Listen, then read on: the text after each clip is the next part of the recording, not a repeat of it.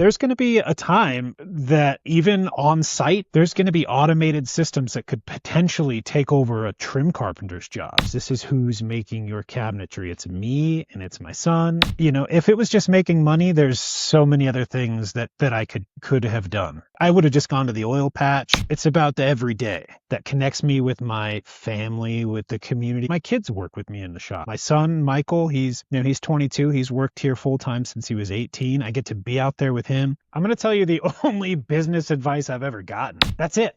That's the only advice I've ever gotten. And so that could be the best and worst advice. I don't know. It's the best and worst advice I've ever gotten. Before we start, I just wanted to say that only about 32% of you are subscribed to the channel right now out of all the viewers of the episodes. If you do me a huge favor and hit that subscribe button, it would do wonders for the channel and I'd really appreciate it. And with that said, back to the episode. Travis Wade, Atlas Cabinet Shop. Doors, furnitures, and cabinets. You prefer solid wood construction. And you are known to start shit on the internet. Yeah, I do. Yeah, I do. Yeah, and it's one of those things that I'm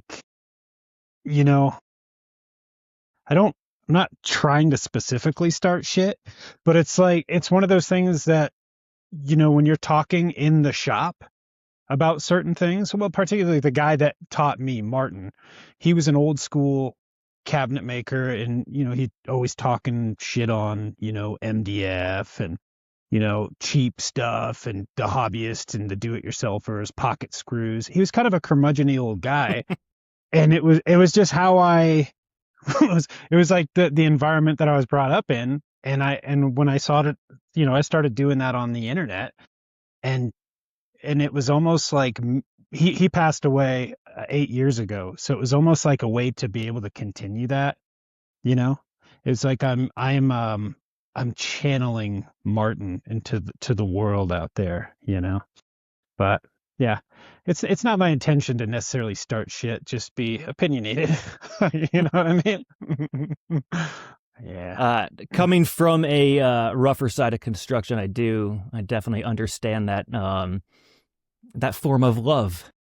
Yeah, man. And it is. It's one of those things too that it's like if somebody uses like say pocket screws or MDF, it's not that I'm saying, that's garbage and nobody should use it.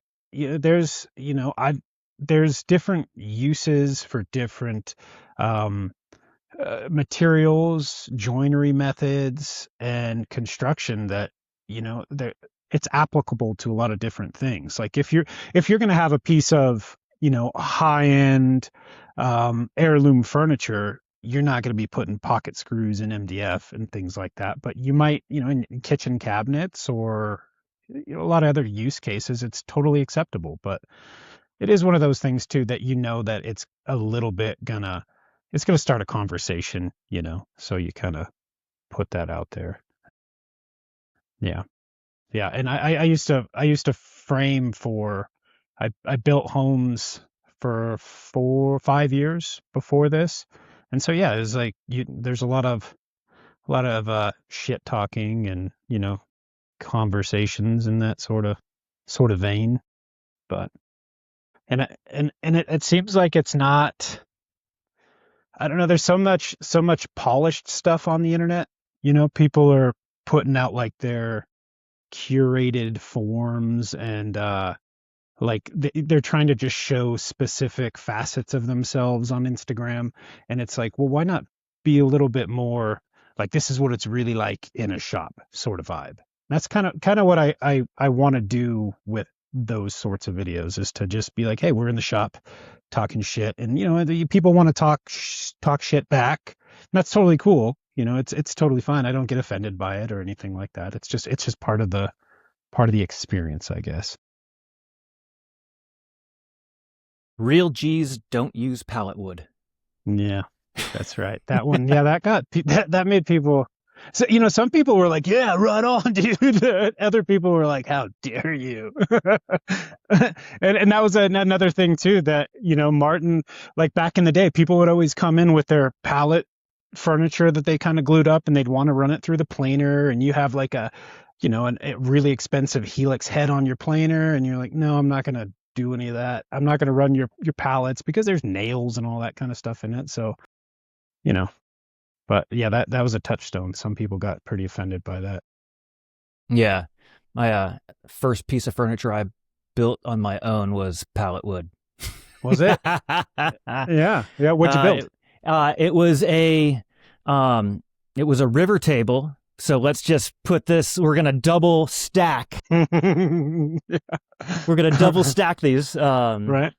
But the good thing is that I did not use epoxy. It was nice. The river part was the pallet wood, and the outer part was a live edge slab that I cut down the center with a bit of an S curve, and then matched that up with the pallet wood that I had completely reclaimed and glued up as a butcher block, and then made those match, and did that with all with hand tools. Like, I mean, That's not awesome. like non-powered hand tools, but job site tools. Portable electrics, they call them. The jigsaw to do the curve. I was like, yeah, dude. My buddy gave me a great tip for that. It was make the first cut, put them together, glue them up, cut it again, glue it up, cut it again, and then by the end you've got it's not a perfect curve, but you do have a gapless joint. Yeah, nice. So I don't really see, there's nothing wrong with it, man. I mean, it is, I'm saying, when I said, I'm like, I'm not trying to talk shit. I'm a little bit. Yeah, I am.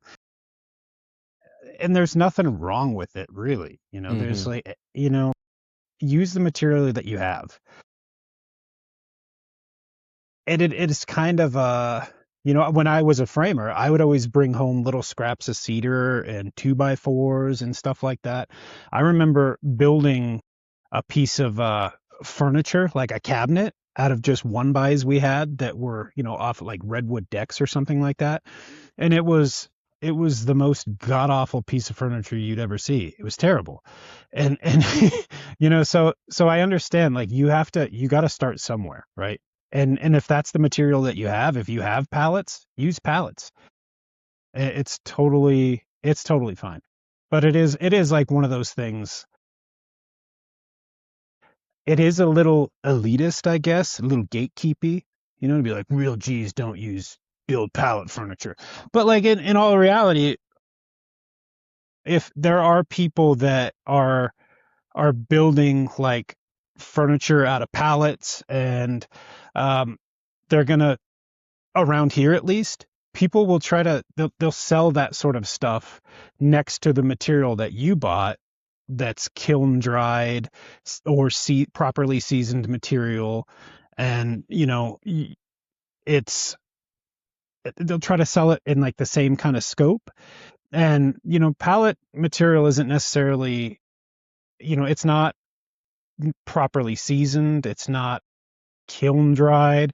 A lot of times there's chemicals and stuff like that. You put some finish on it, and maybe a couple months down the road the finish starts to spoil because whatever was in that wood starts creeping out. So it's just when people are using when people are comparing pallet wood to properly seasoned or kiln dried material, it's not apples to apples. And so if you're gonna put it out there, at least let people know, like, this is what it is. This isn't, this might be 14% moisture content. And if you're building furniture out of it, there's going to be some consequences down the road, and people should kind of put that out there, or at least build things in a manner that it's going to, accommodate that moisture.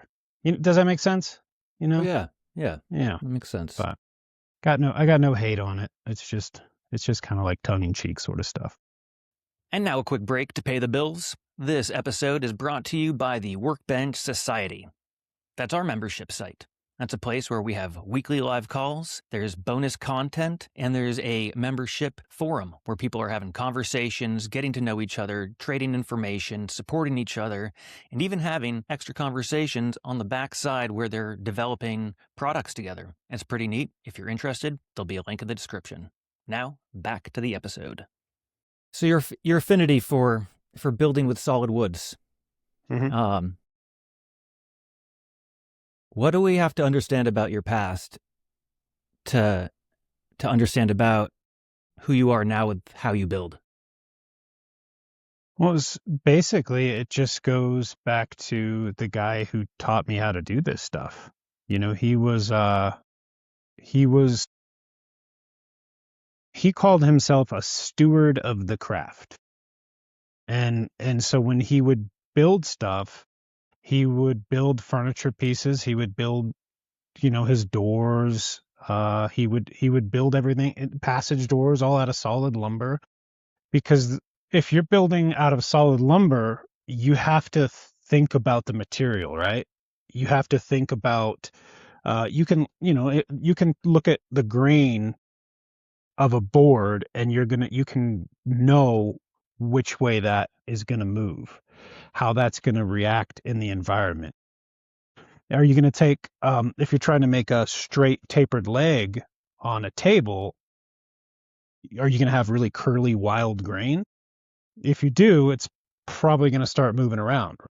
You're going to look for straighter grain. If it's something thin and light, you're going to want to follow the grain so it, um, so it doesn't affect the furniture piece down the road. Same thing if you're building a passage door, you have to study the grain and do your laminations and your layups in such a way that it's going to stay flat and true for the life of the door.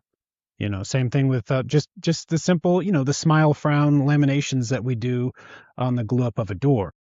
It just has you when you're working with solid wood, there's more to pay attention to. If you're using sheet goods and engineered products, it's really all of that is taken out of it. And it's really just about building shapes with, relatively stable materials. It takes a little bit of I don't know, the craft out of it, I think.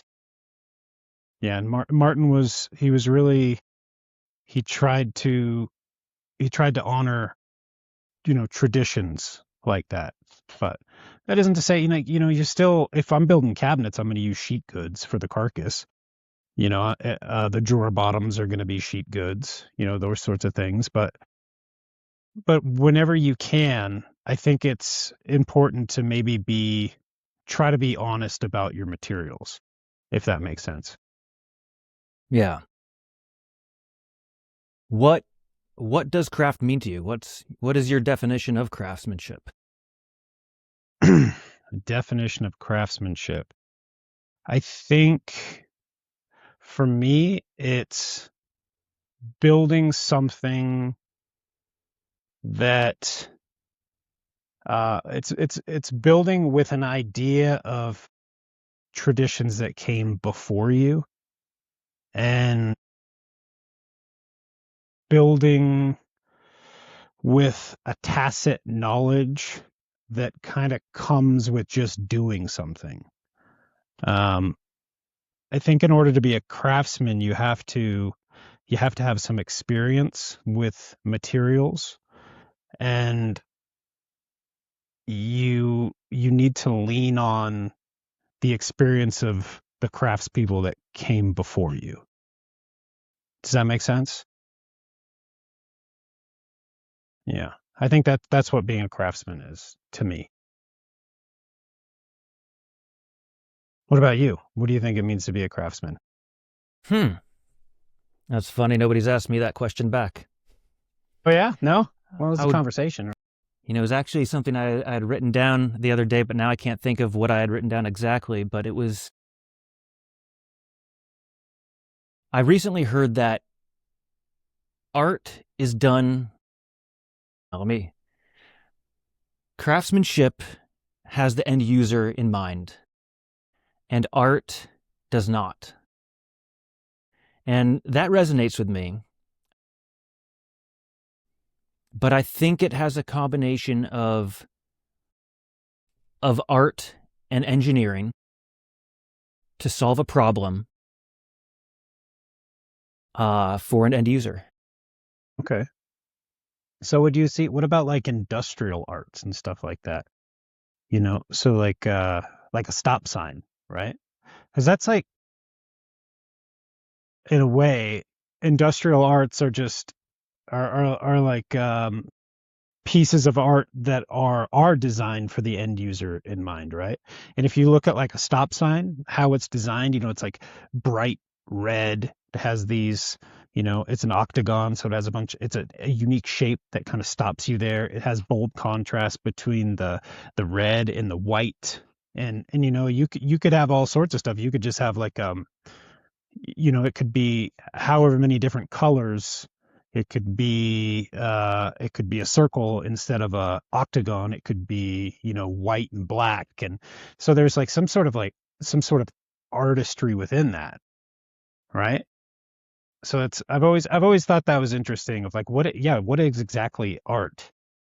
To me, art is almost like, I like when you said it has something with it's produced with the end user in mind, because to me art is something you can kind of just throw up and put out there, and who gives a damn, right? Like I've thought about that building building, you know and people will say, like, if I build a piece of furniture, wow, you're such an artist. I'm like, that's not really, to me, that's not art. Because if I was trying to make art to me is like me when I used to play music, and write songs. It was all about my introspection and me just trying to get something out there. If I'm building a piece of furniture, like you said, it's designed with the end user in mind. What am I going to put inside of that thing? Is it going to be a bookcase? Is it going to be, is it going to be a chair? And then, so if it's a chair, how is somebody going to sit in it? How is it going to be comfortable? Because you could probably make a chair that is really uncomfortable. It's like, is that art, or is that just an uncomfortable chair? Yeah, it's kind of, Form over function, there you go, right? And or is function over maybe, form. yeah, is art just all form? I don't know. Because you could also design a pretty ugly chair and it could be pretty comfortable, but somebody would look at it and say, that's a piece of art. Like, you know, Beauty is in the eye of the beholder. that's true. That's true. So where's Atlas Cabinet Shop going? What does It's not going anywhere. what is are you growing? Are you just at an operational level? Do you have goals that you're trying to reach? Yeah, so the goal for me, so I didn't start Atlas Cabinet Shop. It was started by Martin, my mentor, and it was when I got here, he was in this mindset of just building things um with this like purity of mind, and trying to do it in this sense of being like an old school craftsman. And I'm only going to build projects um, that are going to be built in such a way that reflects the craft. And so things were really expensive. He had like a really, really strong ideal, right? And so things were really high end. And in Casper, Wyoming, you only have such a big market. There's only so many people that are going to buy high end wood products. And so it was dead here for a long time. And what I've been trying to do since I purchased it is to blend those ideas with like a viable shop, you know, because I'm a father, a husband, I'm a provider. And so I have to provide for my family with this work. And, and so what I'm trying to do is establish something that blends that idea of old world craftsmanship and a sense of um, production and and building a business that's viable for the long term, something I can hand over to my sons, something that can be um, a staple in the community for a long time. That's what I'm hoping to do with it long term. Nice. If that answers that question. Yeah, yeah. So you're not growing into a larger shop, just more No. solidifying. Yeah. Yeah. I don't intend to, uh, you know, I don't intend to be a big production shop like that ever. That's never really been my intention. I want to keep, I want to be able to stay on the shop floor. I want to be able to build things. I don't want to just be managing a shop, and if you're going to, if you get to a certain point where you're hiring, if you have a dozen employees or more, you get to the point where you're just kind of managing things as opposed to building things. And I'm not a manager type guy. I like to work with my hands. I like to do stuff. I like to interact with clients. I like to, you know, build things. I like to get out there and install and and I in order to do that, I think you have to kind of stay a certain size. What are the small improvements or changes that you would like to make, Um, could you if be more any? specific? Oh, I, whether it's workflow, clientele, profit margins, the type of work that you're focusing on. type of work. I'd like to honestly do more architectural interiors and doors. You know, I really enjoy doing that, and I'd like to work with clients that are a little more, that kind of know what they want, that are a little more professional, if you will. So a lot of times around here, it's very here's a example. Instead of getting a set of nice drawings and plans where you can go through the drawings and you can see exactly what needs to be done, architectural details. Here we get, like a rough layout, and we get like a door schedule on a piece of sheetrock, and it might have a little doodle or something. This is kind of what it looks like. And, so with that, there's a lot of back and forth and confusion. I really like to work with people who know what they want. And honestly, the more specific, the better. A lot of people don't like that, maybe because you're tied into something, and Mm. if you don't produce it, you're liable for it. But the more specific, it feels like there's more of a challenge to really nail it. So if I could do anything, if I could improve anything, it'd be working with clients that had a more concise vision, I guess. And that's not really anything I can do specifically besides trying to reach out to those sorts of people. So are those more of the architects, and more established, maybe larger building companies? Or Yeah. who would they Yeah. be? Yeah. Yeah. Well, so around here, I'm guessing that's what it would be, is architectural firms, design firms. We worked with a person that got a hold of us on Instagram, of all places, and they sent us drawings. They sent us really nice detailed door schedule.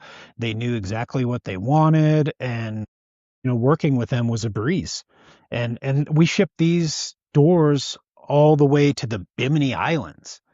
So it Wow. was, yeah, working even remotely like that, uh and just to have plans and a person who had a really concise vision. It was amazing. There wasn't a lot of like back and forth, or this, or let's change this, and actually we don't like that, let's go ahead and do this. They had an idea, and we were able to execute the idea, and everybody left happy. So yeah, if we could get in with um, those sorts of clients, architectural firms and maybe higher end designers, that'd be awesome. It's just there's a limited pool here. I mean, if you draw 100-mile radius around Casper, Wyoming, there's 150,000 people. So not a lot. What's been working for reaching those higher end clients besides that Instagram connection? Have you found other work that's come in through Instagram that's been Yeah, we've of got that? more prospects through Instagram of that sort of caliber, you know. We're just getting yeah, people reach out from videos, which I never honestly thought would happen. Which I know that Instagram is supposed to be, they say you got to get on social media, but when you put out the nonsense videos like I do, I don't really expect to get, you know, high end clients or anything like that. But you know, people have reached out, and there's been quite a few opportunities through that, which is it's really surprising. But we're putting together some promotional materials, and I'm looking to be I'm looking to be more surgical with my advertising and my salesmanship. You know, that's something that that's another thing I need to improve. I'm not a salesman, right? I'm not even much of like a businessman. I just like to do the work, you know. And I'm realizing that I've been in business. I've owned Atlas Cabinet Shop for 8 years, and everything has come word of mouth in town. We work for a lot of higher end contractors in town. We do a lot of nice work, good work for the area. But I'm realizing if I want to make other things happen, I'm going to have to be more proactive in it. And it feels hokey to me because I'm not like, if I get the sales calls and I'm kind of annoyed by them, you know, when people call the shop and they're like, "Hey, we were just wondering if you need anything." I'm like, "You guys call me every single week." You know, I don't, but every now and then I do need something, and I'll buy something off of those calls. And so I'm learning to be more of a salesperson, which, you know, isn't always fun. Isn't always, it isn't what I thought being a craftsman is, and it's really not. But to be a business owner, to be a successful business owner, that is a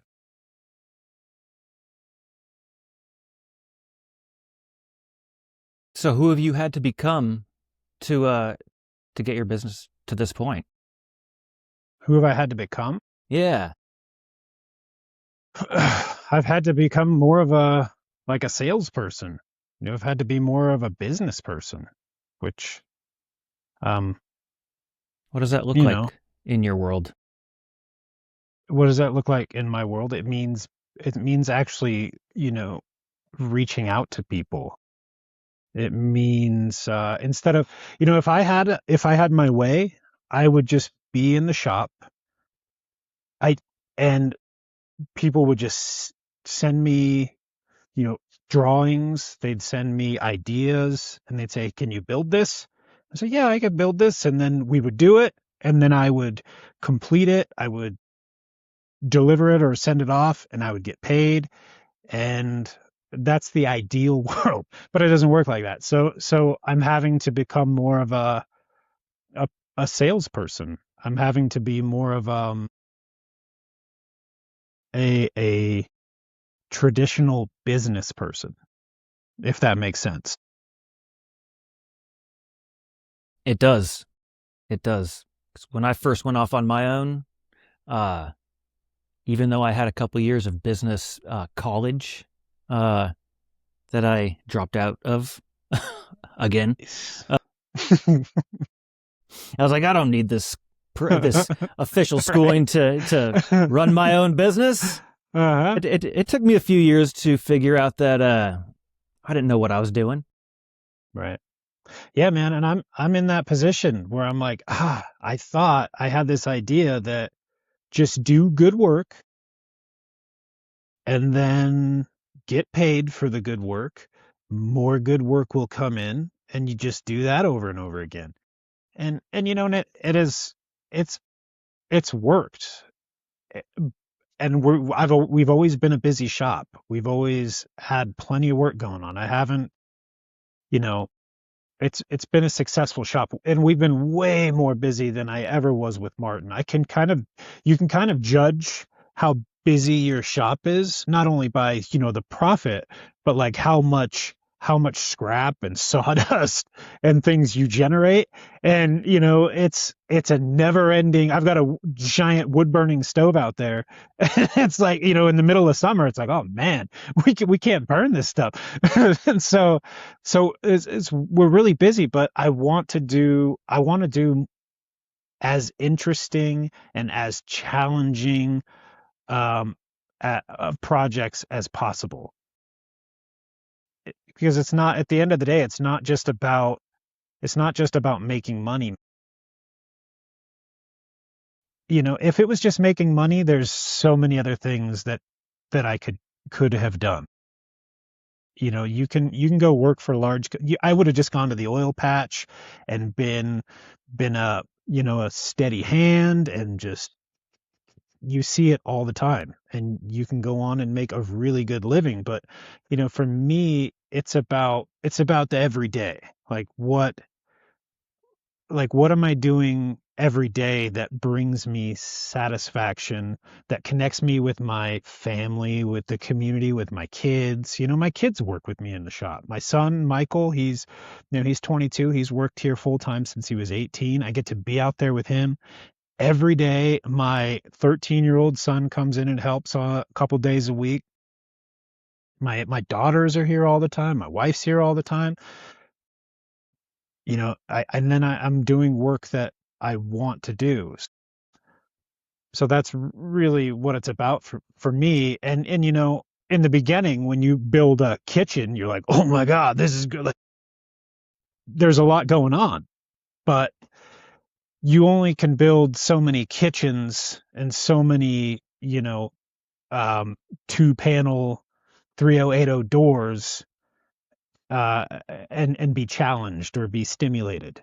So if the more challenging projects that come in, even if it's like, how am I going to ship these doors to an island somewhere? Like, that's a challenge, and a a problem that I find to be stimulating. I really enjoyed that, you know. How do you balance that need for that creative diversity, and to be challenged, the craftsmanship side of things, with the business side and profits? How do you I'm balance those? figuring it out. I don't know. That's what I'm trying to do. It's. I think you have to just maybe, because there's nobody that's like telling me this is how you do that. I think it's me, just when it's like following the muse, if you will. Like, when ideas come in, just try to go for it. Like, just try to, like, now I'm just gonna pepper architectural firms and designers with my little brochures with photos, and I'm gonna just talk to people, and and hopefully by doing that, I can get more of that sort of thing. Um, and so, as far, if I wanted to just be, if I was just focused on profits, I would say, I'm not going to do any more architectural interiors. I'm not going to do doors anymore. Or I would just focus on one thing. I wouldn't do furniture pieces. I would just say, I'm just going to do cabinetry, or I'm just going to do doors, or I'm just going to do trim. I would just focus on one thing, get hyper efficient, and make some money. You can, I don't think that's a tough puzzle to put together. Do you know what I'm saying? Like, just be super efficient, target a niche and go for it. But to try to stay stimulated, yeah, that's going to be something that just unravels over time. And man, to be honest with you, if it, part of it is the figuring it out, that is interesting. I don't. to just focus on being profitable, like that's boring. The only reason I even think about earning a living is because I'm a provider. That's it, man. If I didn't have a family to look out for, if I didn't have people I had to take care of, I would be the artist. I would be, I'd be out riding my bike somewhere and, playing the guitar on the side of the road or something like that. But, you know, that's that's yeah, it's a tricky puzzle to solve, and I think it's worth trying to solve. Have you ever had any doubt about the cabinet shop? Yeah, all the time. Yeah, yeah, I got that a lot of doubt whether it was, um, you know, I mean, I've had doubt in the sense of like, am I going to make this work in the way that I want it? I envision it to work out. There was a time 3, 4 years ago, I'd just gone through a project. We'd built a bunch of doors for some people, and the customer was, it's not like they were really upset or anything, but the customer, basically, let's lay out this situation. Usually when we build doors, we send them out finish ready. So either they're finished or finish ready, so that when they get to the site, maybe there's some touch up sanding that needs to be done, and then they can finish them, hang them, and you're good to go. And that takes a lot of labor to hand sand a door, so it's ready to go on site. And this particular client had asked, well, hey, can we just price it two ways? Can we do it so we hand sand everything on site and it'll take out some cost? I'm like, yeah, okay, we can try that. And so we did that. We sent them out just drum sanded, which they were sanded and flush, but they weren't finish ready. And when they got to the job site, when the job was all done, everything was hung, the doors were true, and they looked great in the end. He came up to me and he says, I got to talk to you about this project. I wasn't really happy with the doors. I'm like, what do you mean? And that's the worst thing to hear as a craftsperson, is to hear somebody wasn't happy with what you produced, right? Because everything we do, everything you build, you're like putting your whole heart and soul into it, man. And so when it goes out and somebody says what you did wasn't enough or we didn't like it, it's like, oh, it hurts. And so I asked him, well, what was the problem? He said, well, these doors, man, there was cross grain scratches on them. There, some of the edges weren't eased. And it was like, well, yeah, man, that's what we talked about. We talked about that. And so like to deal with that, man, it was such a bummer to hear that from a guy that I respect. This guy, I still do.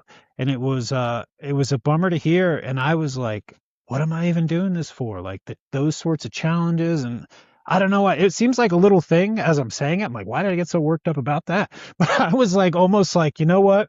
I'm just going to sell factory cabinets. I'm just going to go for only things that are going to make money, and, be damned with that whole idea. And, luckily, and I was even and I was talking with a factory, and I was going to become a retailer, and I didn't end up doing it because I, you know, slept on it. But little things like that, yeah, that was a moment of doubt, like to think like, how can, like, but the clarity of it is just to be, if I have this idea, there's going to be these inherent challenges, and just to accept that from the outset, it kind of smashes down that doubt a little bit. It's like, well, yeah, if I want to do a thing and I have this sort of ideal, there's going to be this specific set of challenges. So yeah, that's really where the doubts come from, is, am I going to be able to do this thing? And Yeah. I think everybody has it. Everybody who has Hmm. an ideal is gonna have some doubt when they run into, the resistance of that. So, what's the worst advice you've ever gotten in business? The worst advice? I haven't gotten a lot of like advice in business, to be honest with you. So the worst, I'm going to tell you the only business advice I've ever gotten. This is All right. it. It's work your ass off and maybe you'll get lucky. That's it. That's the only advice I've ever gotten. And so that could be the best and worst advice. I don't know. It's the best and worst advice I've ever gotten was work your ass off and maybe you'll get lucky. The person who I worked for as a framer told me that. I asked him. I'm like, because I was like 19 years old. I'm like, and he had a house in Phoenix. He had a house here. He was driving nice pickups. I'm like, man, this guy's got it figured out. I'm like, so how do you make it in business? And he says, work your ass off and maybe you'll get lucky. And then I asked my mentor, Martin, I asked him the same thing. And I said, this is what, Don Watson said. And he says, yeah, that's about right. That's about right. So I wish I had the worst. I give you the best and worst information I've ever got. But it's weird. I think about that all the time. When I have those moments of doubt, it's like, Hmm. well, what are you going to do about it? The only thing you can do is just keep working. Like just keep working at it and maybe someday you'll get lucky. And like luck comes in these opportunities. Luck isn't like um, you know, it's not what you think it is usually. For me, luck is like when somebody gets a hold of me on Instagram and says, "Hey, do you want to, ship a bunch of doors to the Bimini Islands?" I'm like, "Whoa, that's luck to me." And that wouldn't have happened if I decided that I was gonna, shut the doors to the shop and stop working and just sell factory cabinets. So like, yeah, best and worst advice is work your ass off and maybe you'll get luck.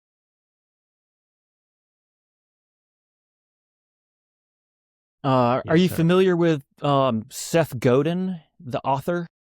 Mm-mm. No, I'm not. He wrote a What has book he written? called The Dip. He's a marketing guy, but he's been writing a daily blog since basically the beginning of the internet. Really? Seth Um, Godin. and he's very uh he's got a very intriguing mind. And he's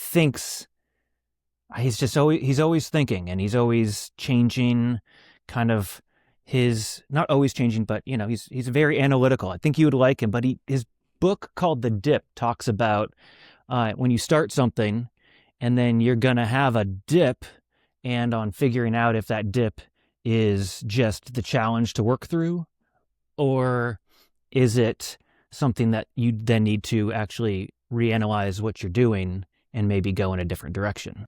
Right. Yeah. Yeah, that makes a lot of sense. Like just thinking about Because that door thing again. Sorry. But just like that makes a lot of sense. yeah, When I had that issue with that person, it was either quit doing this thing, but or like not do that again. So I've never put that option out there since that time. I've made the decision, there's only one way we're going to do it, and we're going to send everything out either finished or finish ready. There's not going to be this like table of options, and since I've done that, I haven't again, so that makes a lot of sense. The dip. The dip. what's the most important advice you would give yourself as a younger person or not starting, but getting into this business, taking it over? What advice would you give yourself? Um take care of your bookkeeping. Like like be the businessman. Think about your sales, think about your record keeping, think about all that stuff that you don't want to think about. you know, because that, I talk about like, well, I want to have these challenges and I want to have all these things. Sometimes it's the challenge is the stuff you don't want to do. That's like the most important challenge to take care of. And so, yeah, look those things right in the eye, those things that you don't necessarily want to do, and do them. That's what I would tell myself. All that bookkeeping, the record keeping, sales, um, do it. Set aside some time and make sure you do that. All that stuff out there is still going to be there. The work is still going to be there. Just do the things that are really challenging to you, and that's usually the stuff that you don't want to do. That's what I would tell myself. Are you doing all that back end work, or have you outsourced any of it through a bookkeeper, No, advertising agency, admin, anything like that? no, I do it all myself. Yeah, I do it all myself. I've got about 25. I work 50 hours, 55 hours a week. So I spend 25 to 30 hours in the shop, and the rest of it is all just administration, bookkeeping, sales, and that's something too is, you know, that it would probably be helpful to outsource a lot of that stuff. Um, but that's again, it's another one of those challenges that I should probably face at some point. Is as far as like I have a CPA that does all the compliance and everything, but we it's just QuickBooks and accounting software, and then they take it from there, and I do all the payroll myself and everything like that. But as far as the marketing, um, those sorts of things, it might be helpful to outsource that sort of thing. But again, it's one of those things that like, do I want to let that go, or do I want Atlas to have a specific voice? And is that other person going to be able to carry that same voice, if that makes sense? Well, you do have a very authentic brand.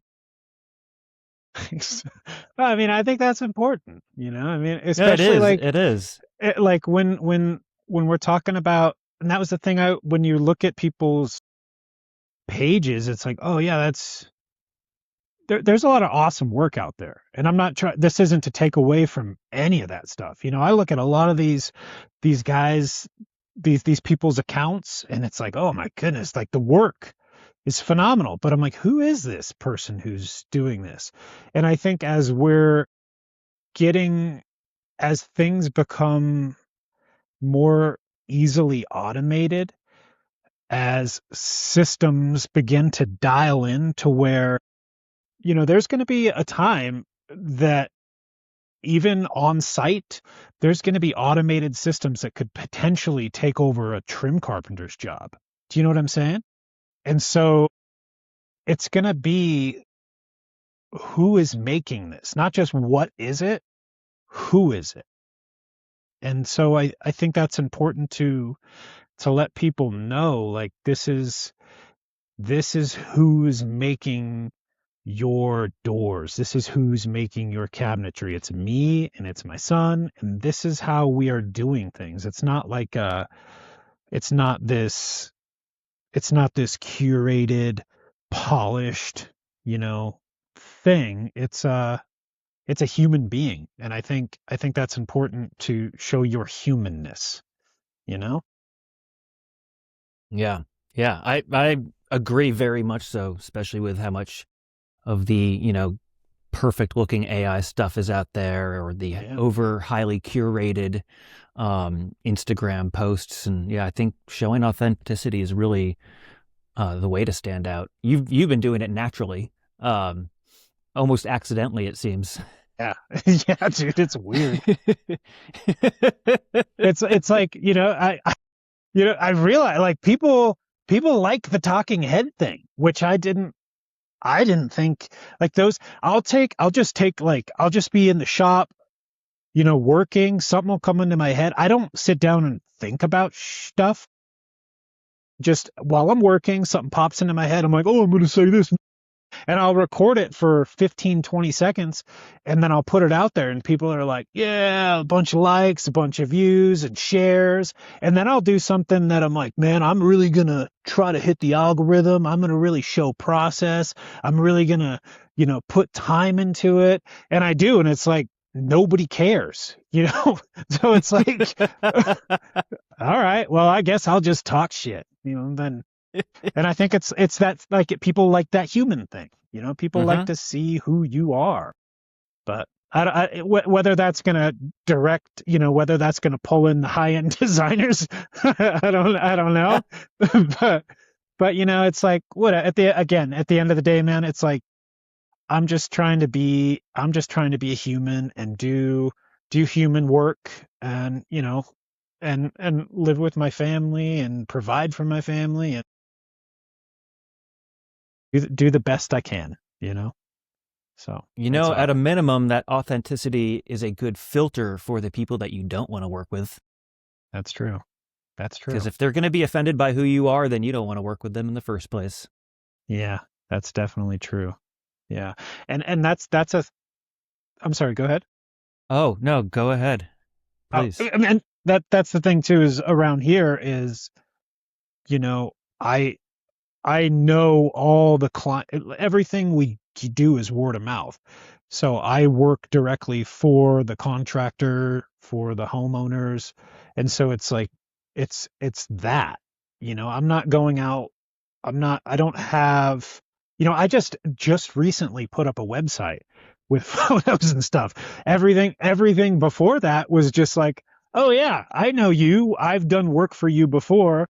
Oh, you want me to do more work for you? Awesome. I never had to like polish anything up.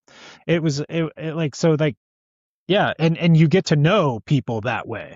You get to know like, okay, this person, it could be a filter, from them seeing me, but it's also a filter from you seeing them. You're like, okay, I don't want to work. And so maybe, yeah, you're right. It's a good filter. That's what I'm going to tell myself when I'm talking shit. It's a good filter. Your lack of filter is a good filter. Business. Yeah, that's business. Let's get that in a quotable statement. Right? Yeah, I'm going to write my own marketing book. It's just going to be talking some shit with Travis Wade. I think that would sell. All right, let's do it. I sure hope you don't lose that your voice in the marketing that you're starting to do, because I do think that is as long as you lean into that direction of maybe just talking shit about the the things that you don't want to happen, talk shit about those crappy drawings, so then people are like, oh, if I want to work with this guy, I better get him the right stuff, or he's going to be talking shit about me on the internet. Yeah, that's the thing too, is I don't want anybody to feel attacked or anything. Like if there was one video that I made about somebody, and they're like a popular they've got a lot of follows, and they made they had some video about, I'm going to say it and it's going to give it away, but it was like about peening like mortise and tenons. And I was like, that's the dumbest shit ever. Like, why don't you, and if somebody was telling me that in a shop, like if somebody was like, hey, if it's tight, just like hit it with a hammer a little bit, like, dude, why don't you just make the joint fit? Like, instead of doing all that, like I would say that, and I'm hoping somebody would say that to me. Right. And so you put that out there, and it's like that person felt like attacked. And I'm like, well, I'm not trying to attack you. Like, that guy is probably a really cool dude. Like, he's probably, I don't even know the guy, but he's probably a great guy. He's probably a good father. He's probably a good husband. He's probably a really solid dude. But like things like that, it's like, I think that if you're going to put that out there, we should be able to have that conversation. And likewise, if I'm putting some stuff out there, there's this troll account who's followed me for a long time. Um, Shout out Marcus Offendus, but he's followed me for a long time, and he's always putting on there like if I go to do like a video and I give my opinion on how to do something, he'll be like, "That's the stupidest shit I've ever seen. You shouldn't do it that way." And there's been a lot of times where I'm like, yeah, you're right, man. Like that, why am I doing it this way? Like I should try to, is there some value in what this person's saying to me? I'm not taking it as an attack on me. And that's like, as craftspeople, we should be able to do that. I think that's what builds up the level of the craft over time, is being able to pick people apart. Not like personally, not like, hey, you have fucking dumb hair or something like that, but like, hey, like what this method and technique that you're doing, here are the flaws in it. And if you did it this way, you'd probably have a better outcome. And if we can take that information in and just become better, we'd all be better. I think that is an important part of the craft. And so if I'm like putting videos out there of like methods and techniques and stuff like that, I want people to know I'm not attacking anybody. I'm really not. It's like I'm I'm attacking the way you're doing something. And I think that's okay. You do it to me too, man. Like we can all help each other grow that way, you know? It's like, let's not be so sensitive. Not all of us grew up on the framing site. That's true. That's true, man. Oh man. Yeah, when I first started framing, it was like the crew, and you probably, I don't know, I think every framer probably felt this way. If you go on a framing crew and those people don't like the way you're doing things, they can't fire you. So what they're going to do is just be ruthless to you. So they'll either run you off, and so another person can come in, or that's going to change that person. Like that's going to allow them to, take it in and be like, okay, they're either going to run off or they're going to take that information in and become that crew member that those other guys need them to be, so they can work better as a crew, Mm-hmm, mm-hmm. So I think maybe that's the advice I'd give myself or anybody, is go work on a framing crew. It'll harden you up, that's for sure. No, it's I can't say it was always done in the healthiest of manners psychologically. But it has very far from it. Yeah. I do think that things have improved a bit on job sites. Maybe some of, I don't know, I haven't been on a framing crew for a while, but asses and elbows, boys, asses and elbows. It's all I want to see. Get to work. Yes, Go move that pile of lumber up onto that roof. Yeah. Mm-hmm. And it's like, and there's something to that too, man. Like I always thought when I was on the crew, I didn't know anything. Like, so I started when I first started on a crew, I had the first carpentry type job I ever had. I worked for, I was 17 years old, and it was just like I had just I dropped out, and I was looking to, I got my GED and everything. I was like, well, I need a job. So I worked with a crew, and they were building these hotels called the Come On In, right? They were really nice hotels. They had like a lot of really nice woodwork in them. And it was a crew out of North Dakota, and they just traveled around the country. There was like maybe 7 or 8 of these guys, and they were like real craftsmen. And they built these hotels from the ground up. And the guy I worked with, his name was Alzy, and I just helped, I was his hand. I just packed stuff for him. But he looked at me and he said, I think I can make a carpenter out of you if I have 3 months. I worked with this guy, and he was like the door guy. He would set door jambs, and he had this quilted level case, and he would take his levels out in a room. He'd look for a corner, and he'd set his levels in the corner. He'd get all his stuff set out, and he would just it would take him like 2 or 3 hours to just set a door, and he'd explain it to me the whole way. And I was like, yeah, this is awesome. But I think I lasted that 3 months, and I decided I was going to go to Northern California and ride my bicycle on the coast for a while. And I did that, and I came back and I got a job as a framing crew. And it was not like that. Those guys were so, they were so rough and but it was helpful. I learned a lot of useful stuff on that crew. Mostly I learned I didn't want to be a rough carpenter anymore, so. But yeah, so it can be rough. It can be rough out. Yeah. Man, I'm just having memories right now. Bet. Yeah. How long did you do it for? Well, let's see. First time I dropped out of school, college. I was going to school for engineering, and I dropped out to build some houses. Well, actually, started doing stucco work. I was the helper on a stucco crew, and but I was the guy that was setting up scaffolding and taking it down on my own. Right on. Like, see that apartment complex? Go take that down. It's like, okay. Yeah, that'll teach you hard work, man. Eventually. Yeah. And then round 2 was dropping out of school for the second time, and that was then getting on that framing crew. It was really interesting working with them, though. It was because they weren't the hardest. Like, they weren't the gruffest of gruff. I've experienced some of the gruffer ones. Now this one mason crew. Now that's a whole nother story, but yeah, it was learned a lot of framing.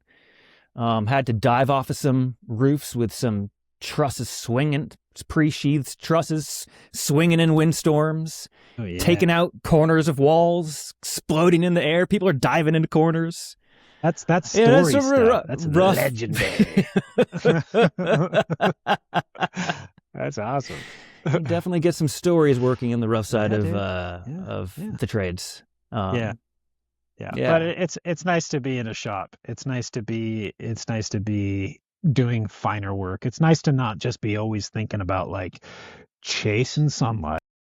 It's nice to be able to take time. That's one of the reasons why, I quit, because it was like I wanted to be able to think about stuff, to be able to not just like go from start to finish, to take your time and enjoy the process a little bit, because when you're framing, you don't. It's all about just get it done. There are quality standards, of course. You have to, everything has to be square, plumb, and true. I mean, at least on our crew it was. I know there's a lot of people that aren't, but it was, but like you're still trying to get it done. And that's the thing. If I was to set my shop up in a way that was hyper efficient and just, let's make a lot of as much profit as we can, then it would be that same thing. And I should have just stayed being a home builder. I want to be able to how are we going to figure this out? My favorite thing is when somebody comes in and they say, hey, here's a picture, here's a drawing. Can you do this? And I'm like, yeah, I can do this. And then they pay the down payment, and then I have to figure out how I'm going to do that. That is my favorite thing in the entire world, because I've never not gotten it done, man. It's always come through, and I love it. My first job, I'd quit my job. I said, thank you very much. I'm going to go start my own thing. I didn't have a single side client. I didn't have a job lined up. I was like, shit, what do I do now? Yeah. So I found a builder. It was a friend's father who did custom home building, and he said, I'll give you a shot.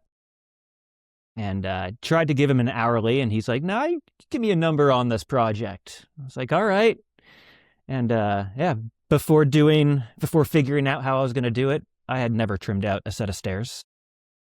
It was It was trimming out 2 sets of stairs, doing the log railings, and they weren't pre-made stringers and treads and risers. It was take this flooring and turn it into stair treads and risers, and go buy some rough lumber and turn that into the stringers.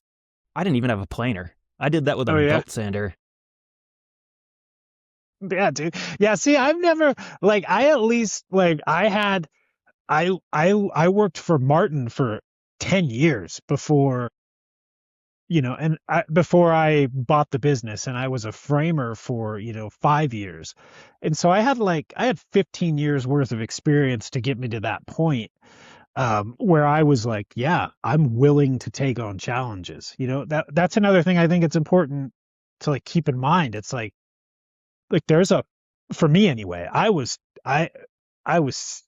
I'm not um like the most talented or confident person, whatever, but the only reason I'm able to do that sort of stuff and take that on is because I have like a lot of experience doing things to get me to that point, to be able to have the confidence to say like, yeah, I'll figure this out. That was a long process to get there. Do you know what I'm saying?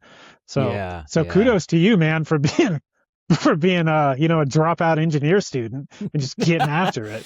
Making $4 an hour, working for like a month Right. straight. Yeah, well, that's a good way to learn lessons, Oh, right? yeah. What's the number one piece of advice you'd give somebody starting their business or trying to grow it?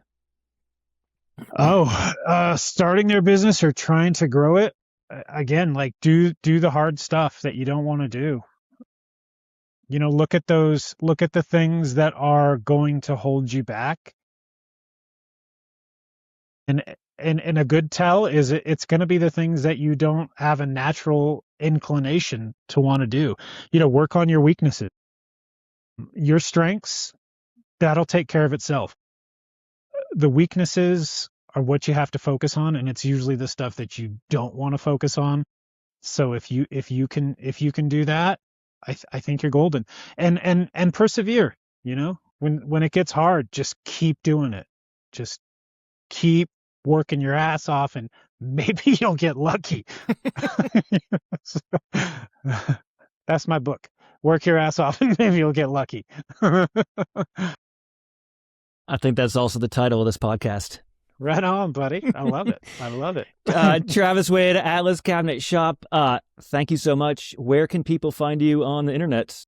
All right, you can. It's Atlas Cabinet Shop on Instagram, or atlascabinetshop.com if you want a sterile, clean version, or you can just follow us on Instagram or Facebook, and you can watch me talk shit and harass my sons.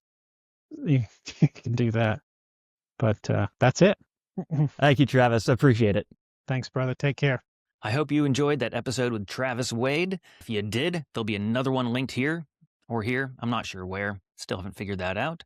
And don't forget, Membership Society. If you want to support the channel, support the podcast, get some back-end support, meet other people that are building their business, the Workbench Society is for you. Link in the description, and I'll see you in the next episode.